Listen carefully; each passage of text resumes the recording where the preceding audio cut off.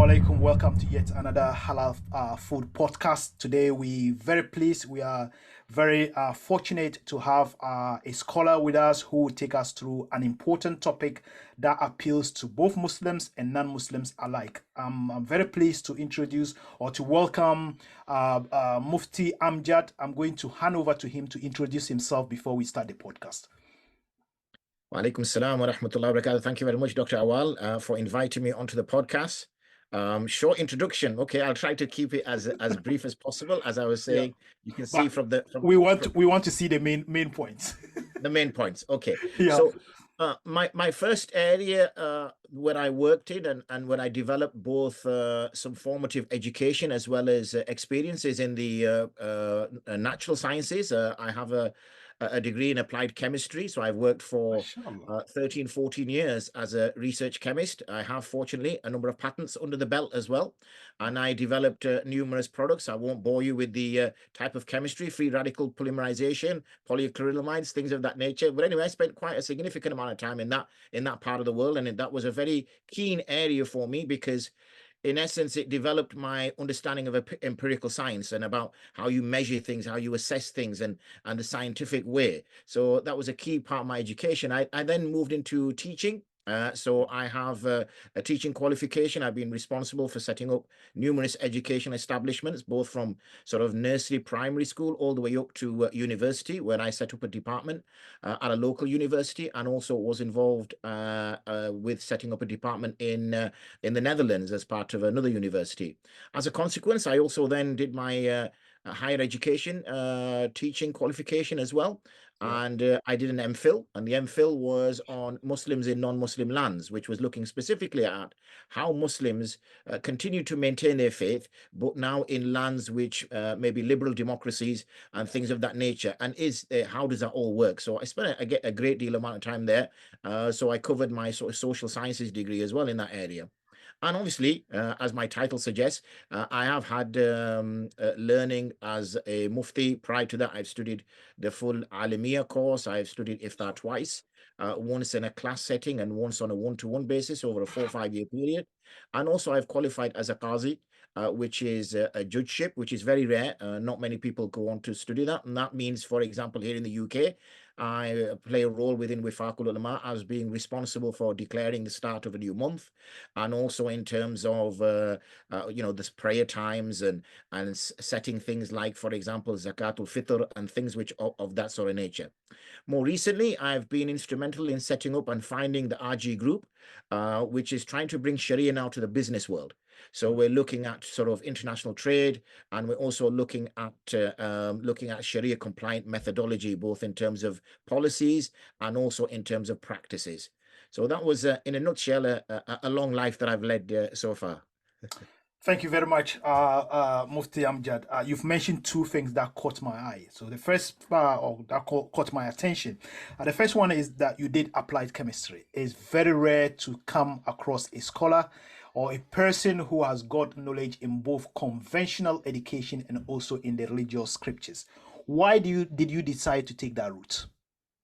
For me, as a child, I've always been interested in understanding things. I think as far back as I can remember, even in school, there was always this interest and engagement. Unfortunately, for many of us, people of color, we always get shown kind of, the leaders of science were white people, whether it was Louis Pasteur, Marie Curie, Albert Einstein. So we always grew up with this, where were the brown people? Where were the colored people when all these inventions were ongoing? But that didn't deter me. That didn't stop me as a rule. And therefore, science was always something that I would eventually get into. So as soon as I left school at 16, I took up a role as a laboratory technician at a local chemical company. And therefore, I conducted my formal education alongside working as well, because I've always been keen to apply what I learn. I'm not much of a theorist. I don't mind theory, but I'm very practically applied. And similarly, when it comes to the religious studies, it's not just the theoretical understanding of it, but how does that apply to us in the context we find ourselves in? So yeah, absolutely. It is a rare mix, shall we say, Yeah. to have both that natural sciences, so to speak, and also then the Islamic sciences. But as I mentioned as well, I went further to study social sciences, so trying to understand people and groups of people and how do people work, and especially with from a Muslim perspective, but generally speaking as well. So I feel the fact that I've had this formal education and these experiences has meant that I can give a more balanced and nuanced and pragmatic responses to many day-to-day events which affects us in Muslims. And now we're living in a completely new world in terms of the speed of the way things are done, and the amount of consummation of food and things of that matter. Yeah. You see, you and I have got some things in common. I did chemistry. I did both physical and organic chemistry in secondary school and also in university, in the early years of university. And it's not surprising that I came across a paper that was reviewed by you on stunning, poultry stunning, and also small ruminant sheep stunning. I was a little bit surprised when I saw it. I was like, how come this scholar before I met you, that was before I met you, how come this scholar has got an understanding about what happens in slaughter? So for those of my listeners and viewers who haven't seen the paper, I'll really encourage you to have a look at the review by Mufti Amjad. So thank you for that. The other thing you mentioned, which I'll take with you offline, is international trade. As you know, I am involved in international trade development for UK products. So I'll touch base with you later on Excellent. that. So let's go to today's topic now. Then, animal welfare. There is a lot of reports of Muslims abusing animals. People are criticizing halal slaughter for being barbaric. Do you think the religion calls for us to be to behave badly towards animals, or is just a human thing? What is the stance of Islam when it comes to animal welfare? I think at first we need to just get the context that from an Islamic perspective, Muslims believe that mankind is the best of creation. So this is important. And God has placed man in the center of creation, and he has made him a Khalifa. A Khalifa means a steward of the earth. So not only does he have a responsibility to the earth as a steward, as a representative of God on earth, but also the earth has been made for his benefit in order to pursue and reach the best physical and spiritual state that he or she can reach. So I think it's important that we set the sort of stall out there in terms of understanding what it is the earth is around us. So are we allowed to abuse the earth? Are we allowed to abuse the animals that Allah has created for us? Absolutely, clearly from that, the way I've posited that, that's absolutely impermissible. Reason being is that they also have their own communities. The Quran mentions as well that the birds have their own communities, the insects have their own communities, the animals have their own communities. So therefore, we may benefit from them, absolutely, like we can benefit from the trees, like we can benefit from the rivers, like we can benefit from the animals, whether for consumption, companionship, or for transportation purposes. However, we cannot abuse them. And that's the same with everything, even in as humans, can we utilize manpower? Of course, we need laborers for certain type of work. Can we abuse those laborers? Absolutely not. So we don't take a black and white approach to things. We know there's a reality. The earth has to go around, the world has to work. However, there is kind of morals and ethics which come within the legal code to ensure that this doesn't go to dhulm. And as we know, dhulm, oppression, is the worst type of sin. Thank you very much, Mufti Amjad. Look, you've mentioned something again. The fact that humans are Khalifa. We are we've been put in charge of the animal of the environment to protect it. Now, although we're discussing animal welfare, that brings in another element: environmental sustainability. What does Islam say about environmental sustainability? Can we fell trees? Can we destroy natural bodies, water, the soil? What does Islam say about sustainability? I think, unfortunately, as Muslims, we're not very good ambassadors of our faith because we've dropped the ball on that one as well. Because when climate change and climate responsibility started to become headline news, probably last sort of 10, 15 years, arguably speaking, we should have been, banging the tables Yeah, 1400 years ago, that's because we were informed about maintaining, even the Prophet ﷺ mentions that when you're making wudu, that only use that amount of wudu you need. And if somebody mentions, yes, but what if I'm making it near a river? It says, absolutely, even if you're making it near a river. So therefore, we can see clearly that we've been given this responsibility in order to ensure that our rivers and seas are not polluted, because as I mentioned earlier, there are other communities, like the communities of fish. We're seeing now, obviously, that plastics that have ended up being in the seas are now making it their way back into our food chain, because of fish consuming extremely small particles, and then we are consuming them. So we're only going to become, concerned when it affects us, and that's only because greed has set in, where we have now fishing quarters. We shouldn't really need fishing quarters, because why are we fishing the seas to absolute empty? So this is greed. This is where unfettered consumerism comes in, and where people just are hell bent on squeezing the living daylights out of this earth, where there's going to be nothing left. So we have a responsibility, and as Muslims, we have a responsibility with our fellow humans to be raising that point and arguing that point. But like I said at the outset, is unfortunately we kind of dropped the ball on that one, and we're sort of catching up when really we should have been global leaders when it came to stewardship of the earth. okay. Thank you very much. I hope policymakers are listening to us. You've just emphasized the fact that, look, these rules were handed down to the Prophet, peace be upon him, 1400 years ago. Muslims are supposed to obey by that, and Muslims should be raising the flag before conventional rules came into practice. Sustainability is a relatively new thing if you compare to what the religion has been saying since then.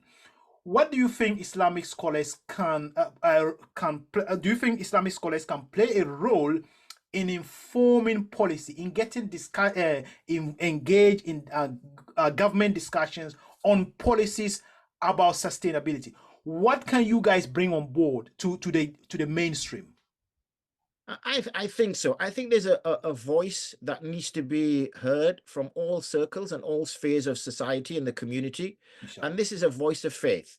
So there should be the voice of the faithful, those people who take their guidance and take their morals from a revealed text that they believe is from God. And therefore, absolutely, I think it's a voice that needs to be heard, because as hopefully what I've shared with you so far is of a positive nature. It's a one of which supports this sustainability, which supports and ensuring that the earth is there for the generation which comes after us. Because as we know, we're not the only generation here. We know that there will be generations that will come after, and we need to ensure the sustainability of this so that more and more people can continue to live and experience life in a peaceful way and experience life in a productive way, so they can maximize their lives and get the best out of those lives. So therefore, they can give more time and concentration to the next life and feel that this is what we're leading to. So yeah, absolutely. I think that voice is an important voice that is heard, because it's an influential voice as well, because we know the Muslim community look up to Islamic scholars, and they see Islamic scholars as their leaders in the religious sphere, maybe not in the sort of from member of the parliament or in that perspective, but from a religious perspective, where many people are consider themselves to be Muslims and sort of consider their religion to play a key part in their decision making, then yes, Islamic scholars have an important role to play. Yeah, thank you very much. So now, what I want us to do is you emphasize the fact that animal welfare is important, environmental sustainability is important. There is a hadith I've come across by Imam Nawawi where it is emphasized that verily Allah has prescribed a son. A son is doing something to the best manner, excellence in whatever you do. So verily Allah has prescribed a son. So if you are killing, kill in the best manner. If you are slaughtering, slaughter in the best manner. The latter part of the hadith says, each and every one of you must sharpen their blade before slaughter in order to spare animals suffering. Mashallah, this was revealed 1400 years ago, or this was reported 1400 years ago. At that time, there was no conventional rules, so nobody really knew anything about welfare. Nobody knew that you needed a sharp knife to slaughter an animal. I just want us to digest it. What is that concept of ihsan in Islam? where we are asked that if we are killing, we kill well, slaughtering, we slaughter well. Can you just take your time to explain the concept of ihsan in Islam? Absolutely, absolutely. Yeah, So let's again, build a framework for in yeah, order to give a fully fleshed out answer. Now, this is the time when people owned things, and when they owned things, they were absolute kings over those things. So when the Prophet ﷺ was speaking about rights, and he started to speak about rights of the women, rights of children, rights of obviously slavery was existent at that time, rights of slaves, rights of the neighbor, the reaction from the people was, and this tells you what the kind of culture was at the time, yeah, was, what is this man saying? You know, he's giving rights to animals. yeah, What is this? This is, so you can. The reason why I'm mentioning this is it's important to understand the context of how the prophet was speaking. It's easy now for us to speak about, animal rights, rights of minorities, rights of children, rights of anti-slavery and all the rest of it that goes on. But this is because now there's at least a drive. There's at least some kind of support. When the Prophet ﷺ mentioned this, at that time, there was no support. Why is this man telling us that we shouldn't sit on our camels for too long when we're having a conversation, that we should dismount our camels? Why is this man saying that we should make sure that our camels are fed and looked after? Why is he telling us? Why is he telling us that we should not be branding our donkeys and camels on the face and causing them harm? Who is he? These are our animals. We own them. But you can see from his nature, alayhi salatu wasalam, that is continuously encouraging and enjoining. At that time, obviously, he was only preaching yeah, to people about looking after animals and ensuring that these animals were well looked after. And the hadith you mentioned, yeah, where the Prophet ﷺ mentions that Allah has kataba al ihsan ala kulli shay, that He has enjoined and made compulsory this term ihsan upon everything. And then he goes on to mention slaughter. From the Hadithi Jibril, a very famous hadith that many know, when Gabriel, comes to the Prophet ﷺ, and he starts asking him questions. And the first thing he asks him is, what is Islam? And then the next thing he asks him is, what is Iman? The third thing he asks him is, what is Ihsan? And mashallah. when he asks him what is ihsan, the Prophet ﷺ replies that you worship Allah as though He sees you. And if that cannot really, you cannot get to that kind of mental state, then know that He sees you. Meaning, be God conscious in everything that you do. Know that there is an accountability for everything that you do. So now, when we sort of take it to the hadith itself, so Yeah, we're talking about now, I guess we live in a different world now with the slaughtering rates that yeah, we have to slaughter poultry at and the rates we have to slaughter lambs at. But this was a time when a man could take an animal to one side carefully, considerately, not be harsh with that animal, gently lay that animal down and ensure that the animal was not getting slaughtered in front of other animals, because there's an understanding that animals get scared. So this was again an appreciation of the impact, not only on the animal that you're slaughtering, but also on the other animals that are potentially watching. And remember, this was a time when, we're only now understanding how animals are aware of their surroundings, how they're aware of their masters, how they can sense things, yeah, understand things. The Prophet ﷺ was telling us this 1400 years ago, that don't do this, don't slaughter an animal in front of other animals, because it will disturb them, it will perturb them. Rather, move the animal to one side, out of vision. As I said, we live in different times now with the rates that we need our poultry and our lamb and sheep. But those were times when this was possible. That move them to one side and ensure that you're prepared.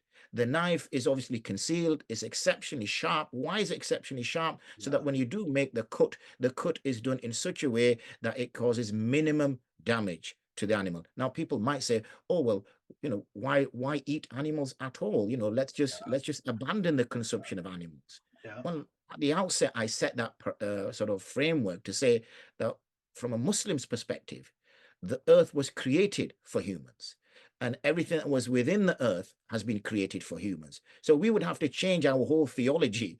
We would have to change our whole kind of mindset in order to start saying, okay, let's just say that certain animals or animals haven't really been created for us, but they've been created for another purpose altogether. And that really, means we're having to go back to kind of square one. So in that regard, those animals are there. we need to consume them. We get certain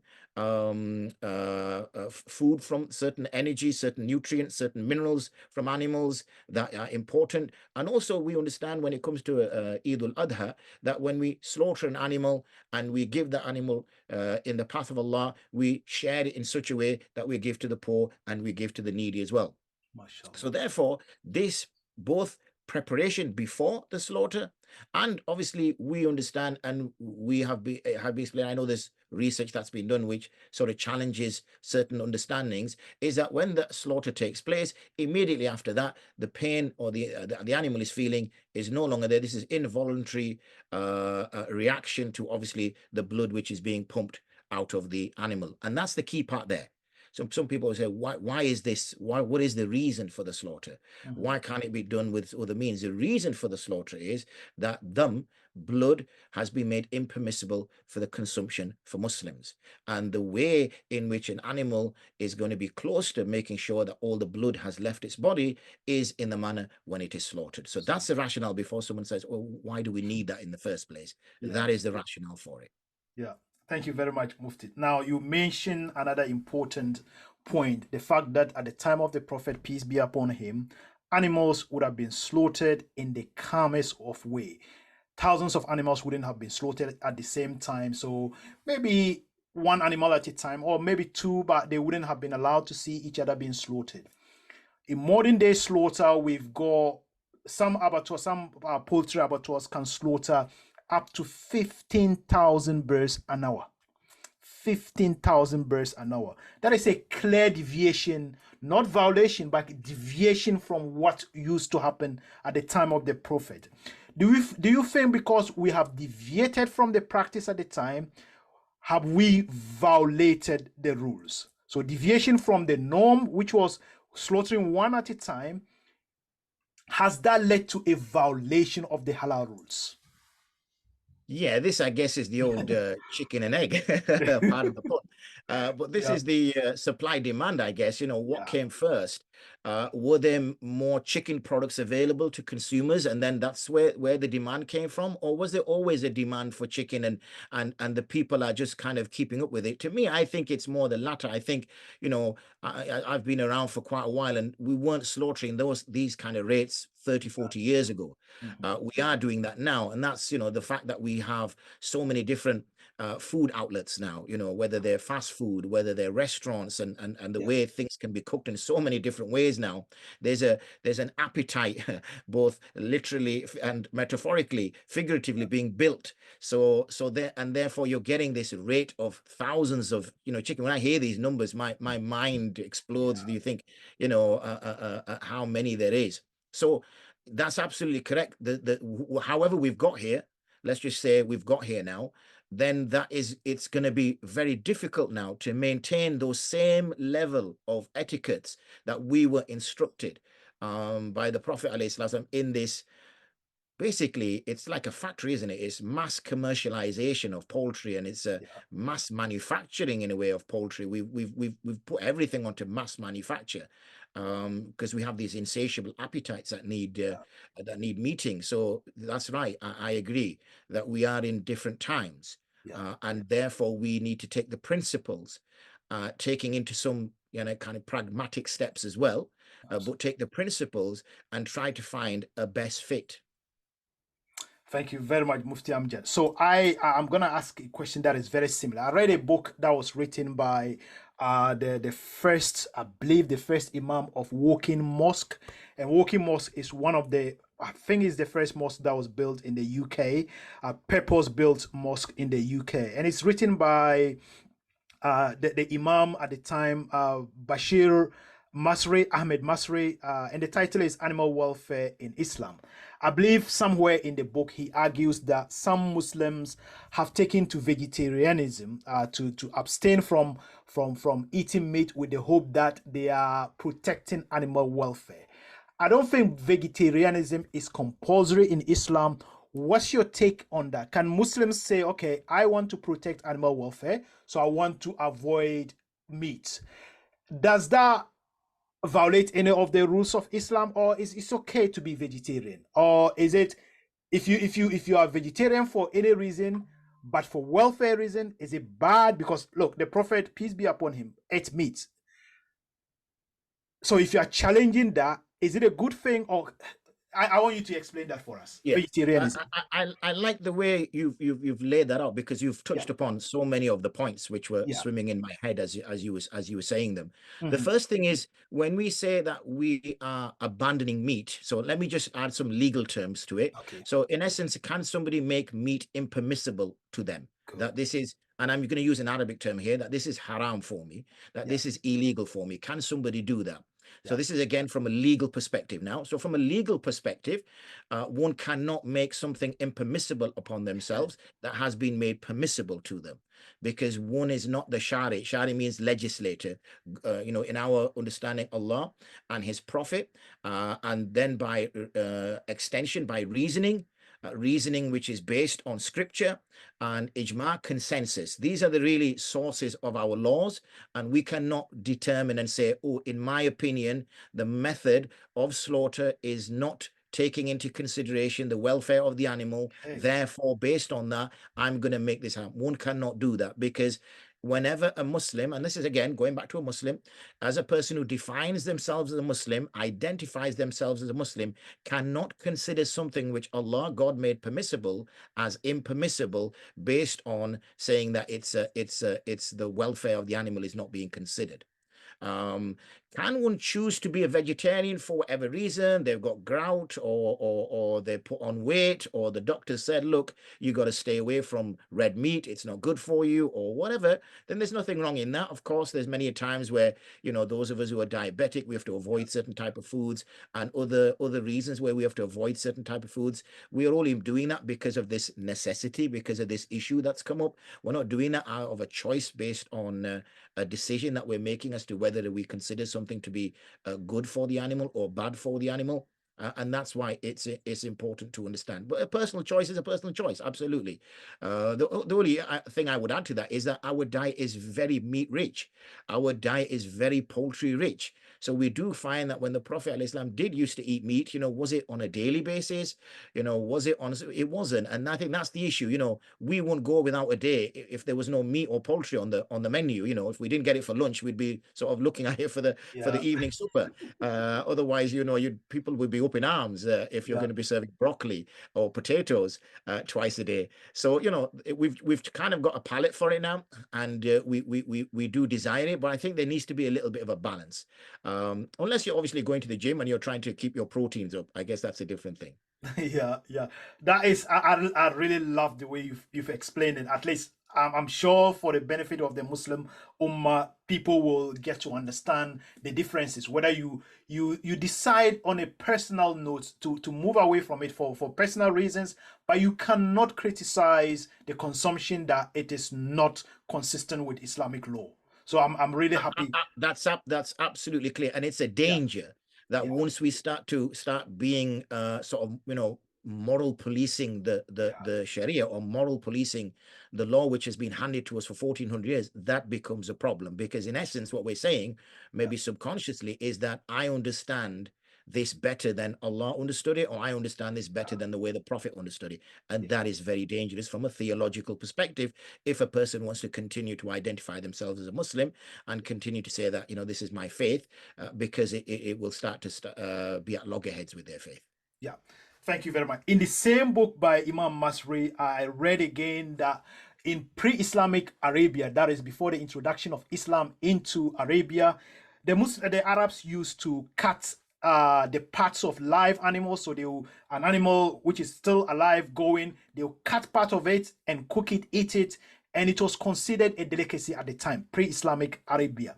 But when the Prophet, peace be upon him, came and started preaching, he said, look, anybody who cut part of it and consume it, that is a carrion, that is dead, that is haram.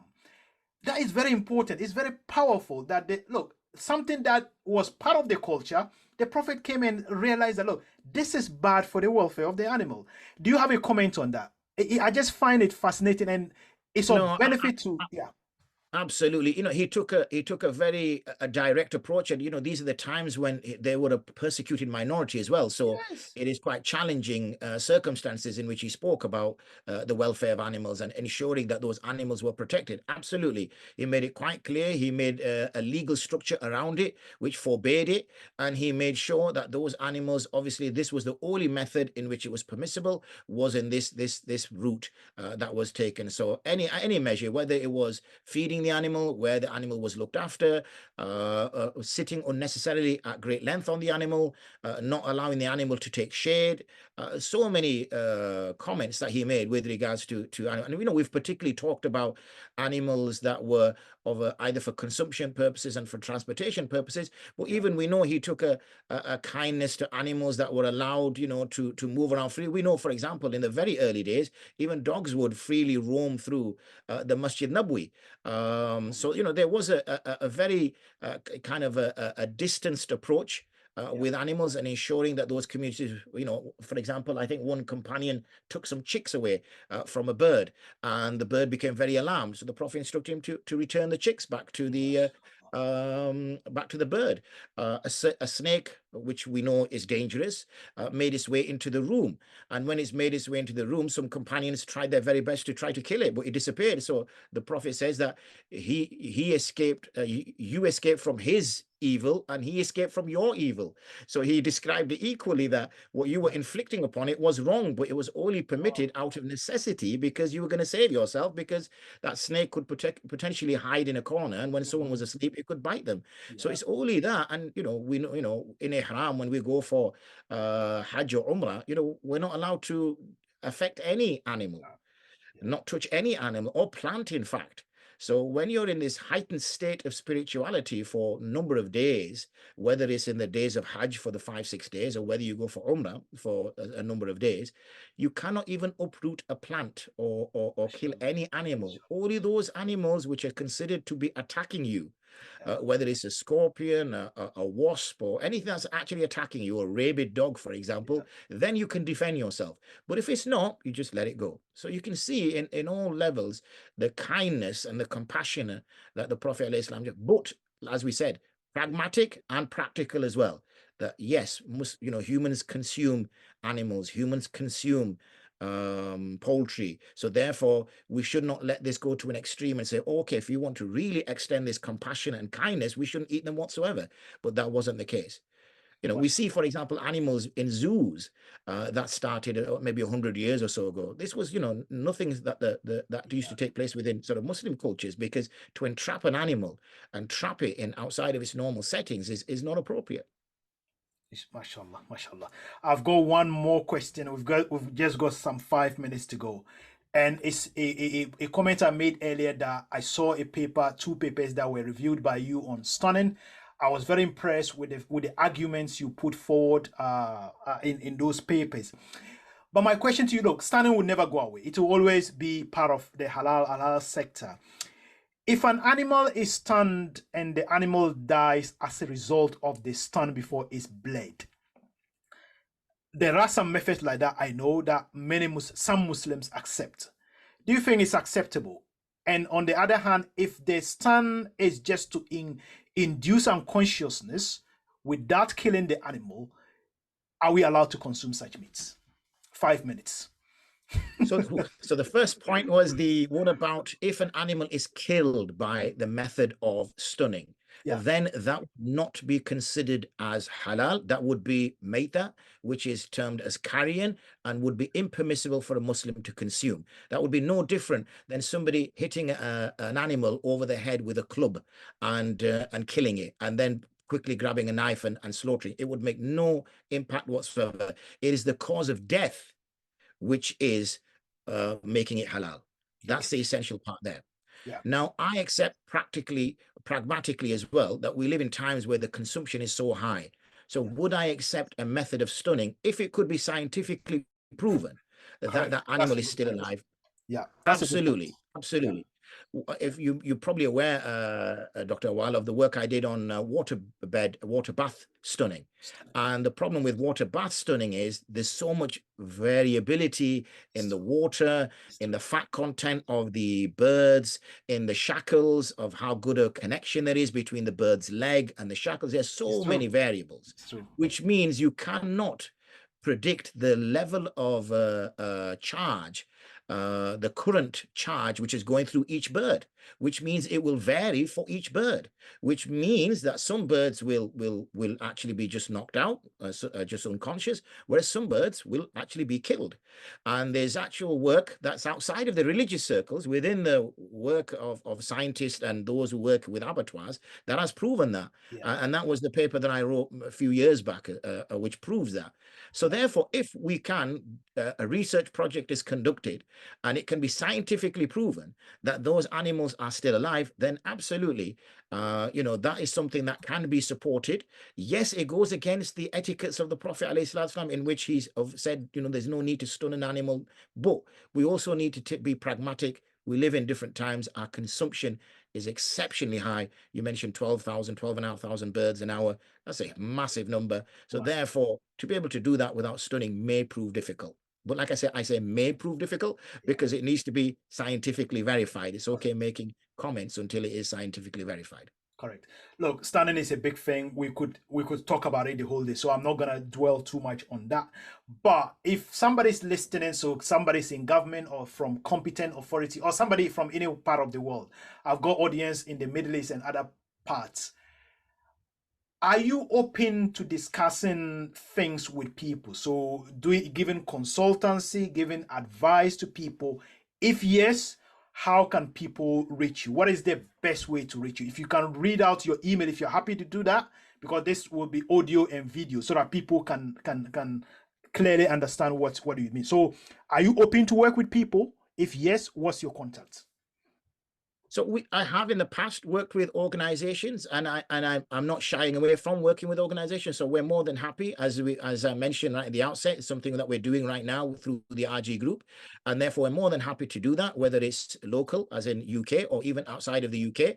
We're working with somebody in Malaysia right now, and also in Thailand. So this is the type of work that we will do, and we will engage with, and we can offer that kind of support and consultancy. It's not a problem. I'm trying to remember my email. I think it's mufti@rggroup.org.uk possibly, but you might need to check that one because I don't know the ending. But it is Mufti at RG Group. I know that part. Let me just check Let me what it is. quickly. Sorry, I Because put you on the spot there. yeah, no, not a problem. Yeah. There you Also, go. it's important to mention that you did support the organization I work for, AHDB, in producing a Kurbani video and That's also correct. a document. So people can That's actually correct. go onto YouTube if they search Kurbani UK Kurbani or something, they will find a video where you contributed to it. Absolutely. I found the email now. It's mufti, MUFTI, at rggroup.org.uk. But it would be easy even if they were to Google my name, Mufti Amjad Mohammed, and inshallah, I'm sure they'll find lots of material that I've done over the years, Inshallah. and there will be some contacts. But I think that's the easy contact that they can have. Okay. Otherwise, worst case, they can reach out to you. You have my private number, Dr. Yeah. Well. You are Inshallah. one of the Inshallah. fortunate ones. Yeah. Yeah. I've got only a few seconds. I know you also work for Olive Foundation. Can you just quickly explain what that involves? So Olive Foundation, we primarily look at doing work of mainly carrying on from my thesis, which was Muslims in non-Muslim lands, is trying to find solutions for Yeah. Muslims in the modern world. Because even though it's particularly for minorities, I'm finding obviously even in majority countries, in the Middle East, in Asia, everyone's trying to grapple, Muslim communities and trying to grapple with modernity or post-modernity, and trying to understand is how do we stay as Muslims in this completely new landscape, in this new world, where it's a global community. We're working with so many different people of faiths and no faiths, and in fact faith is kind of dying now. In the most recent census we saw that Christianity for the first time was below 50%. So we're now living in a world where faith is disappearing, and Islam might be one of the only voices for faith left. So Yeah. how do we now kind of navigate in this? So this is my main work. This is what I tend to do in all areas, whether it's financial, food, culture, and we're trying to give answers to that. Okay. Thank you very much, Mufti Amjad. It's been an absolute pleasure, and thanks for honoring my invitation. Inshallah, maybe next time we'll catch up again. Perfect. Jazakallah khair. Okay. Salam. Assalamu alaikum wa alaikum salam wa rahmatullah.